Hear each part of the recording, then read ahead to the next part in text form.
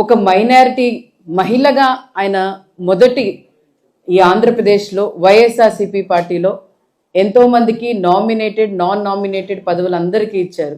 కానీ ఇప్పుడు దాకా కూడా ఎప్పుడూ కూడా మన రాష్ట్రంలో మహిళలకి ఎక్కడ అంటే విభజన అయిన తర్వాత మహిళలకి ఎక్కడ ఎమ్మెల్యేగా అవకాశం ఇవ్వలేదు. కానీ జగన్మోహన్ రెడ్డి గారు ఇచ్చి ఈరోజు నాకు మాట్లాడే అవకాశం ఇచ్చి మా అన్నలు మా కుటుంబ సభ్యులందరి ప్రోత్సాహంతో ఈరోజు మరి ఓడిపోయినా కూడా గెలిచి ఈరోజు ఇక్కడి నుంచి ఉన్నాను.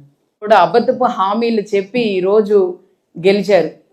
నేను మైనారిటీలకు అండగా ఉంటాను, మైనారిటీ సోదరిమణులకి చదువుకోవటానికి ప్రతి ఒక్కళ్ళకు కూడా అవకాశాలు ఇస్తాను చేస్తానని చెప్పి ఈరోజు మీరు చూడండి వక్ఫ్ బోర్డ్ మరి వక్ఫ్ బిల్ గురించి ఏ విధంగా ముగ్గు చూయించి ఈరోజు ఈ రాష్ట్రాన్ని మోసం చేశారో ఒక్కసారి మనం గ్రహించాలి.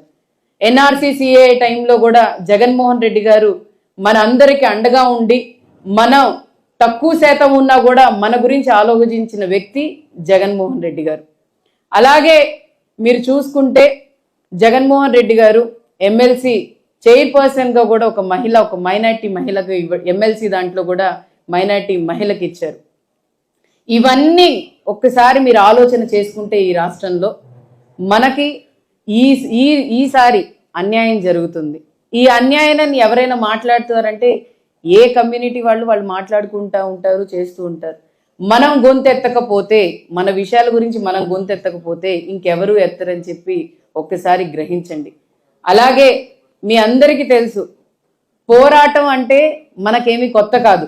ఎవరికైనా కూడా ఇక్కడ ఉన్న వాళ్ళు ప్రతి ఒక్కళ్ళు కూడా కష్టజీవులమే. మనం పార్టీలో అయినా కూడా లేకపోతే వ్యక్తిత్వంగా కానీ ఎవరైనా మనం అందరం కష్టజీవులమే.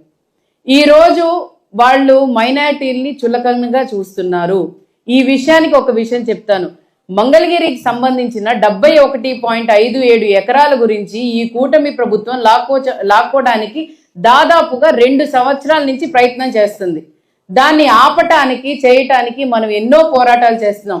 స్టేట్ వైడ్గా ప్రతి ఒక్కళ్ళు కూడా దీన్ని జగన్మోహన్ రెడ్డి గారి దృష్టికి తీసుకెళ్ళినప్పుడు ఆయన ఒకే మాట అన్నారు, ఖచ్చితంగా అండగా ఉందాం. ఎందుకనంటే ఇది మైనారిటీలకు సంబంధించిన వాళ్ళ ప్రాపర్టీ కాబట్టి వాళ్ళ కోసం ఎంత దూరమైనా వెళ్ళటానికి మీరుండండి, మీకు మేము తోడుగా ఉంటామని చెప్పి జగన్మోహన్ రెడ్డి గారు చెప్పడం జరిగింది. దీని గురించి ఒక విషయం చెప్తాను. ఎమ్మెల్యేలు దాదాపుగా ఇప్పుడు 4-5 ఉన్నారు.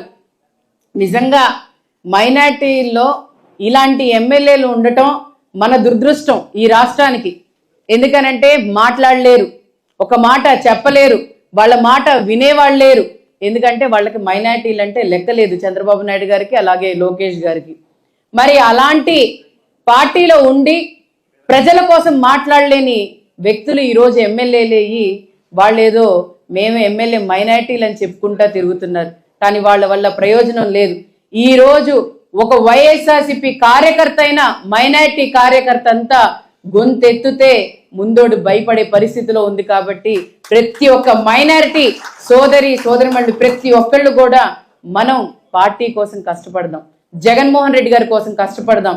ఎందుకంటే జగనన్న మన కోసం ఆలోచించే వ్యక్తి, మన అందరి కోసం, సంక్షేమం కోసం, అభివృద్ధి కోసం, అలాగే ఈ కమ్యూనిటీ బాగుపడాలని ఆలోచించే ఏకైక వ్యక్తి జగన్మోహన్ రెడ్డి గారు మాత్రమే అని చెప్పి ఒక్కసారి అందరు గ్రహించండి.